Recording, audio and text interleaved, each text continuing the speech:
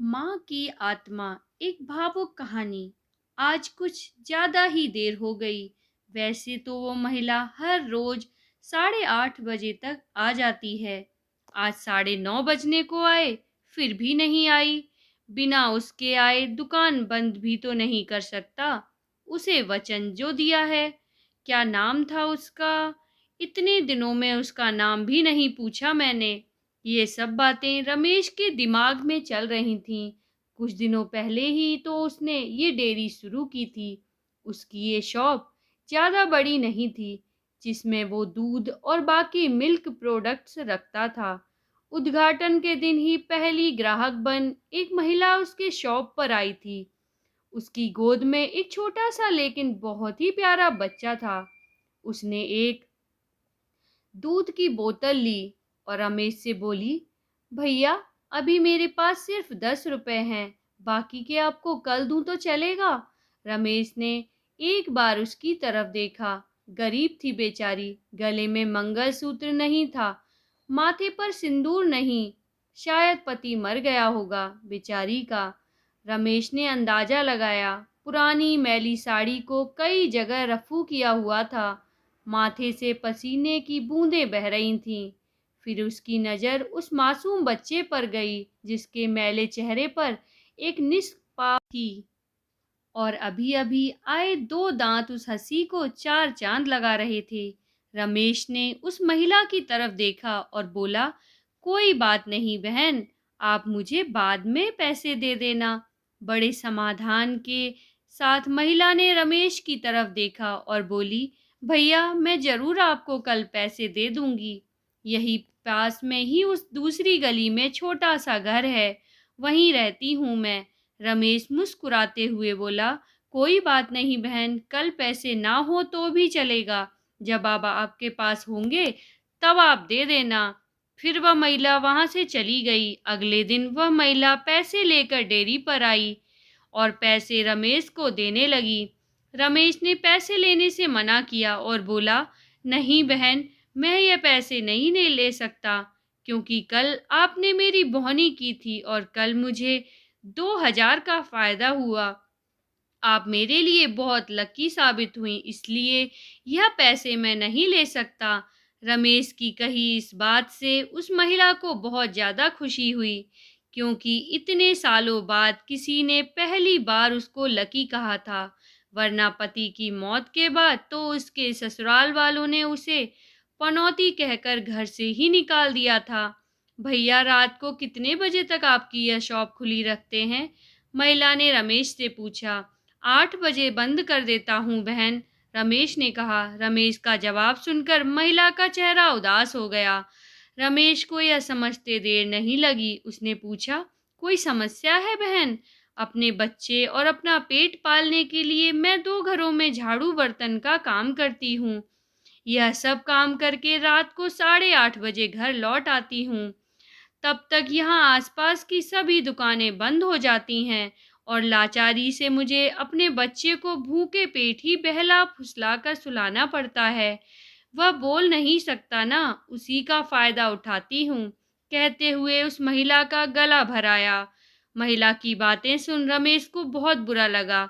फिर वह बोला, आप चिंता मत कीजिए बहन, बिना आपको दूध की बोतल दिए यह शॉप बंद नहीं होगी, लेकिन मेरी एक शर्त है। अपने आंसू पोंछते हुए महिला ने रमेश की ओर देखा और पूछा, क्या शर्त है? रमेश बोला, आप मुझे दूध के पैसे नहीं देंगी। यह सुन उस महिला की आंखें फिर झलक गईं, लेकिन इस बार आंसू दुख के नहीं, खुशी के थे। उसे ऐसा लग रहा था जैसे इंसान के रूप में भगवान उसकी मदद करने आ गए हों। उस दिन से हर दिन 8:30 बजे वो डेयरी पर आकर दूध की बोतल लेकर जाती। धीरे धीरे 5 महीने बीत गए और धीरे धीरे महिला बीमार होने लगी। ज़्यादा काम और चिंता की वजह से उसका शरीर दिन ब दिन सूखता जा रहा था। ऐसे ही एक दिन रमेश अपने दुकान का सारा काम खत्म कर इस महिला के आने का इंतजार कर रहा था। 9:30 बजे वो महिला आई। आज उसका चेहरा कुछ ज़्यादा ही बेजान नज़र आ रहा था। बीमारी के कारण आंखों के नीचे काले घेरे और ज़्यादा बड़े हुए नज़र आ रहे थे। रमेश ने तुरंत फ्रिज खोलकर दूध की बोतल निकाल उसे दी। फ्रिज बंद करने के लिए रमेश मुड़ते हुए बोला कि बहन, आज कुछ ज़्यादा ही देर कर दी। वो घूमा, तब तक वो महिला दूध की बोतल लेकर जा चुकी थी। उसने सोचा आज ज़्यादा देर हो गई, इसलिए वो जल्दी चली गई होगी। बेचारी का बच्चा रोता होगा। भूख से रमेश ने दुकान बंद की और घर चला गया। अगले दिन ठीक 8 बजे वो महिला शॉप पर आई और आकर बिना कुछ बोले खड़ी हो गई। हमेशा की तरह रमेश ने उसे दूध की बोतल दी। कोई चीज़ नीचे गिरी तो उसे उठाने के लिए रमेश नीचे झुका। वो चीज़ उठाई और सामने देखा तो वो महिला वहाँ नहीं थी। रमेश को आज पता नहीं क्यों उस महिला में काफ़ी बदलाव नजर आया था। उसे वो बड़ी कमज़ोर सी नजर आई। अगले दिन फिर 8 बजे वो महिला उसके शॉप पर आई। आज रमेश ने उसका चेहरा बड़े गौर से देखा। उसका चेहरा सफ़ेद पड़ चुका था, मानो उसके चेहरे का तेज कब का जा चुका हो। उसने सोचा बेचारी गरीब महिला करे भी तो क्या, ना किसी का सहारा, ना अच्छी आमदनी। जरूर पैसों की कमी की वजह से बीमार होते हुए भी दवाई नहीं कराई होगी। रमेश जल्दी से अपनी शॉप बंद कर अपने घर गया। घर जाकर उसने ये सारी बात अपनी पत्नी को बताई। उसकी पत्नी भी उसकी ही तरह भले स्वभाव की थी। उसे भी उस महिला की परिस्थिति पर दुख हुआ। वो रमेश से बोली, ऐसा करते हैं, कल उस महिला के घर चलते हैं और उसे किसी अच्छे डॉक्टर को दिखा आते हैं। रमेश को अपनी पत्नी की बात सुन उस पर गर्व हुआ, क्योंकि उसके विचार भी उसी की तरह दूसरों के प्रति परोपकार थे। अगले दिन सुबह दोनों उस महिला के घर जाने को रवाना हुए। रमेश को उसका पता ठीक से याद था। जब वे उस छोटी सी गली में पहुंचे, तब वहां एक छोटा सा मकान था, जिसके आसपास दूर दूर तक और किसी का घर नहीं था। जैसे जैसे वे उस मकान की तरफ बढ़ते जा रहे थे, वहां एक बदबू तेज होती जा रही थी। दोनों उस मकान तक पहुंचे और दरवाजा खटखटाया ही था कि वो खुल गया और वो बदबू असहनीय रूप से बढ़ गई। फिर भी दोनों अपने नाक पर कपड़ा रख उस अंधेरे मकान में घुसे, जहां बच्चे के खेलने की आवाज आ रही थी। रमेश ने किसी तरह स्विच ढूंढकर मकान की लाइट जलाई और सामने जो दृश्य दोनों ने देखा, वह देखकर दोनों की आंखें फटी की फटी रह गईं। उस कमरे में उस मासूम बच्चे की मां मरी हुई पड़ी थी। उसे देखकर लग रहा था कि वह 3-4 दिन पहले ही अपना देह त्याग चुकी है, क्योंकि धीरे धीरे उसका शरीर सड़ने लगा था। निर्जीव पड़े उस शरीर की आंखें देखकर लग रहा था जैसे रो रो कर सूख चुकी हों। निर्जीव होते हुए भी उस महिला की दोनों आंखें अपने बेटे को ही देख रही थीं।